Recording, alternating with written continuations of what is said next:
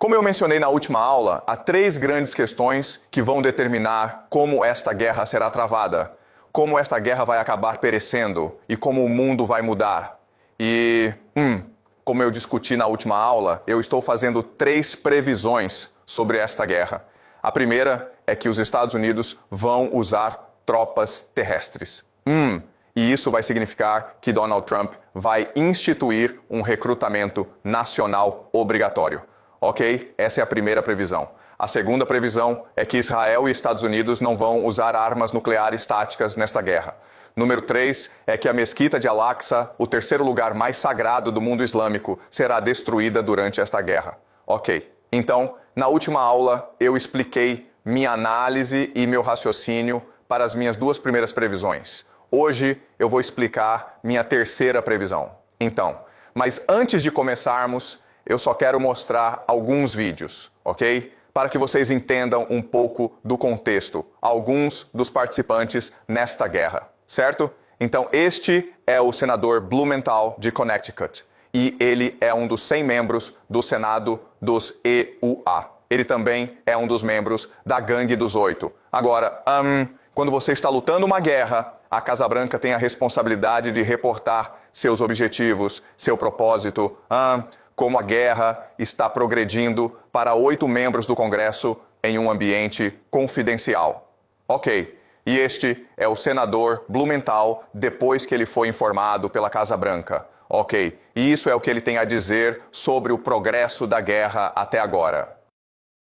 Eu saio deste encontro tão insatisfeito e francamente irritado quanto saí de qualquer encontro passado nos meus 15 anos no Senado. Eu fiquei com mais perguntas do que respostas, especialmente sobre o custo da guerra. Minhas perguntas ficaram sem resposta e eu vou exigir respostas porque o povo americano merece saber. E eu acho que estou mais preocupado com a ameaça às vidas americanas de potencialmente enviar nossos filhos e filhas para o terreno no Irã. Nós parecemos estar em um caminho em direção a enviar tropas americanas para o terreno no Irã para alcançar qualquer um dos potenciais objetivos aqui. E há também, tão perturbador quanto qualquer outra coisa, o espectro de ajuda russa ativa ao Irã, colocando em perigo vidas americanas. Certo.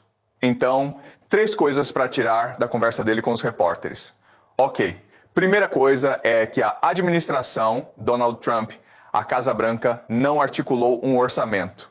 Quanto esta guerra vai custar? O que significa que esta é uma guerra sem fim definido? Nós não sabemos quando esta guerra vai terminar e então nós não sabemos qual é o compromisso e então nós não sabemos quanto esta guerra vai custar. Ok, esse é o primeiro ponto que ele faz. O segundo ponto que ele faz é que nós estamos em um caminho em direção ao envio de tropas terrestres no Irã. Ok.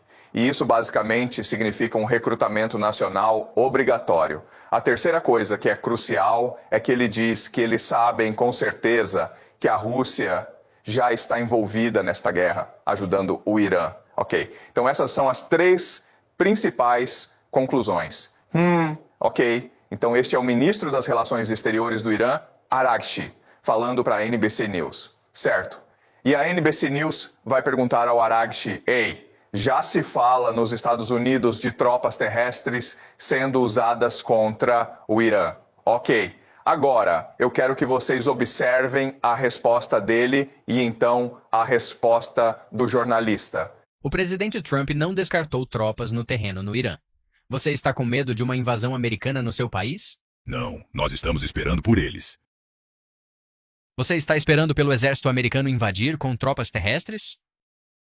Sim, porque nós estamos confiantes de que podemos confrontá-los, e isso seria um grande desastre para eles. Ok, vocês entenderam? Certo. Então, você está dizendo que o Irã está preparado e disposto a enfrentar o exército militar americano se os invadissem com tropas terrestres? Bem, nós estamos prontos para isso. Ok. Então, novamente, certas coisas para apreciar. Primeiro de tudo, o ministro das Relações Exteriores, Araghchi, ele não está nem um pouco preocupado com tropas terrestres.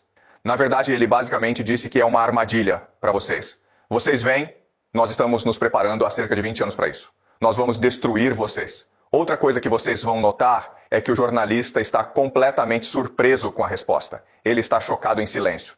Ele tem que perguntar de novo: espera, você está dizendo que está pronto para tropas terrestres? E então isso mostra a vocês que dentro de Washington DC, ok, dentro da administração Trump, dentro da elite de política externa, dentro da elite da mídia, eles não pensaram realmente nisso. Eles realmente não consideraram a possibilidade de perder esta guerra. Por que devemos ver? Agora é uma bolha. Ok, é uma bolha isolada, onde todo mundo apenas acredita nas mesmas coisas, e isso é muito problemático. Se você for continuar lutando esta guerra. Ok, certo, vamos continuar. Ok, este é o Rabino Schneerson e ele é o líder, ou ele costumava ser, ele morreu. Mas ele costumava ser o líder de uma organização chamada Chabad Lubavitch. Eu vou falar mais sobre o Chabad Lubavitch conforme avançamos. Ok, mas eu apresento ele a vocês agora. Este é o ano de 1990 e ele está conversando com Benjamin Netanyahu, que é um jovem e promissor político em Israel. Ok, então vamos olhar a conversa.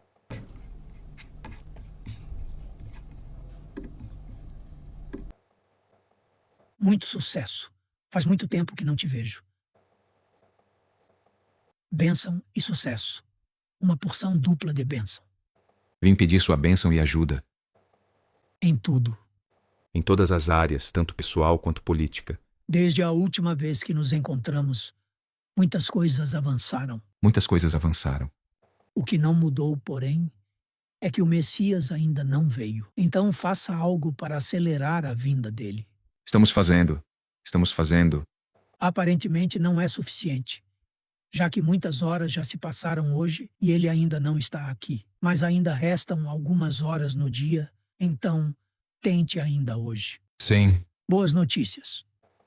Ok, então o que está acontecendo aqui? Ok, então como um político em ascensão, Netanyahu está indo ao rabino. E os rabinos são as pessoas mais poderosas na sociedade judaica. Ele basicamente diz: você vai me dar sua bênção? Você vai me apoiar nos meus empreendimentos políticos? O rabino diz: sim. Eles também falam sobre como as coisas estão progredindo. Ok? Então, outra forma de dizer isso é que há quase como um plano em movimento para alcançar certos objetivos religiosos e as coisas estão indo bem, mas o rabino diz: mas elas não estão indo rápido o suficiente porque nós precisamos do Messias, o grande líder do povo judeu, vir. E nós podemos colocar em movimento coisas que vão forçar a vinda do Messias. Então, vamos acelerar as coisas, Netanyahu. Ok. Então, o que isso é, eu vou explicar mais tarde. Ok. Mas eu quero que vocês estejam cientes disso, de quem essas pessoas são. O rabino é muito importante para a nossa história e Netanyahu, claro, é o atual primeiro-ministro de Israel. Se você está gostando do vídeo, se inscreve no canal e deixe seu like. Agora, vamos voltar para a aula. Certo, vamos continuar. Nós queremos saber o que você está lendo agora. O que eu estou lendo? Sim. Roma versus os judeus. O que fez você escolher esse livro? Bem, nós perdemos aquela. Eu acho que temos que vencer a próxima. Nós queremos saber o que você está lendo agora. Certo. Então, essa é uma troca muito rápida. Ok. Então, um jornalista está perguntando a Benjamin Netanyahu: que livro você está lendo agora? E ele diz: Roma versus os judeus. É um livro de Barry Strauss, um historiador, e fala sobre as 3 guerras que os judeus lutaram contra os romanos. E foi essencialmente um holocausto para os judeus. Muitos judeus ou morreram ou foram escravizados. Os romanos queimaram o segundo templo.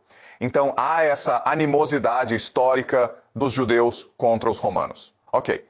Mas o que Benjamin Netanyahu disse é que eu estou lendo este livro porque nós perdemos aquela guerra contra Roma. Mas a próxima guerra contra Roma nós não devemos perder. A pergunta então é: quem é Roma? Não é o Irã, pessoal. Provavelmente não é a Rússia, é provavelmente a América, certo? O grande império. Então isso é estranho, porque Israel é o aliado da América nesta guerra. Mas Netanyahu está dizendo que não. Nosso verdadeiro inimigo é Roma. E é para isso que devemos nos preparar. Ok, então eu quero que vocês guardem isso em mente. Certo? Este é Pete Hegseth, que é o secretário de defesa de Donald Trump. Ok. E este é o ano de 2018, onde ele está em Jerusalém e ele está falando para sionistas cristãos e sionistas. Ok, quem essas pessoas são, eu vou explicar mais tarde. Ok, mas vamos ouvir o discurso dele bem rápido. E eu e outros tivemos a chance de ir ver o muro ocidental do Monte do Templo, os túneis do muro ocidental, muito da cidade antiga. E quando você fica lá, você não pode deixar de contemplar o milagre diante de você. Isso me fez pensar sobre outro milagre que eu espero que todos vocês não vejam muito distante, porque 1917 foi um milagre, 1948 foi um milagre, 1967 foi um milagre, 2017, a declaração de Jerusalém como a capital foi um milagre, e não há razão para que o milagre do restabelecimento do templo no Monte do Templo não seja possível. Ok? Então, ele é um cristão. Ele não é judeu. Mas o que ele está dizendo é que ele veio a Jerusalém e ele visitou esses locais sagrados judaicos e ele não pode deixar de ficar maravilhado pela beleza, pela espiritualidade do muro ocidental. Ele também continua dizendo que houve uma série de milagres. Ok, então 1917 foi a Declaração Balfour, quando basicamente o Império Britânico permitiu que os judeus fundassem o Estado-nação de Israel.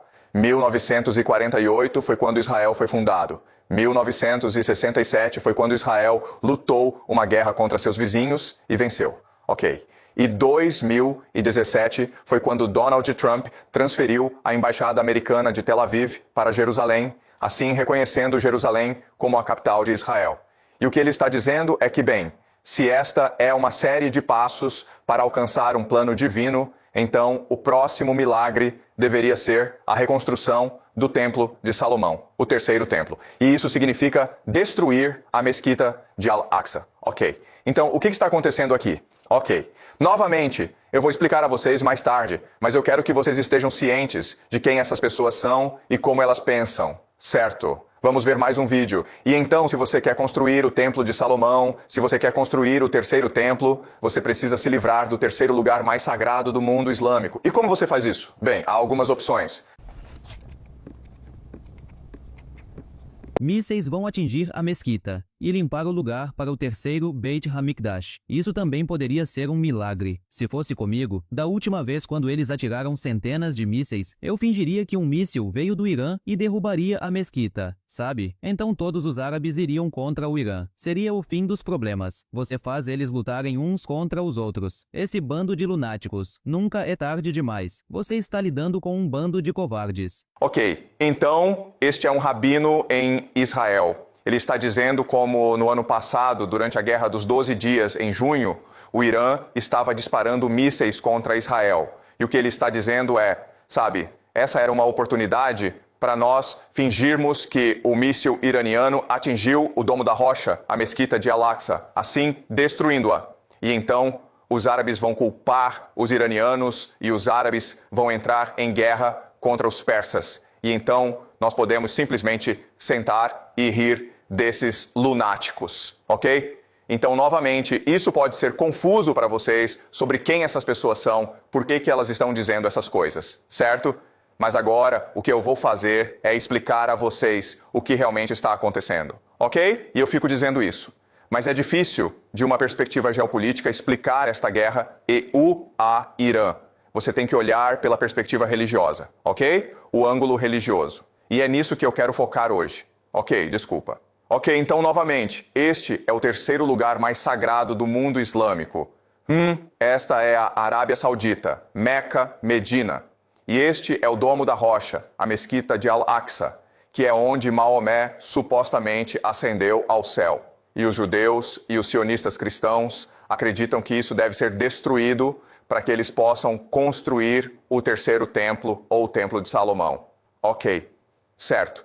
Então esta é a grande questão nesta guerra, e novamente eu fico dizendo isso, mas eu preciso estar certo na minha previsão. Se minha análise estiver correta, se eles não destruírem a mesquita e se eles conseguirem alcançar a paz, então meu modelo preditivo, minha análise está completamente errada e vocês podem me ignorar pelo resto da minha vida e eu posso voltar a ensinar, sabe, os grandes livros ou algo assim, certo? Então vamos examinar por que isso é importante. Ok, então hoje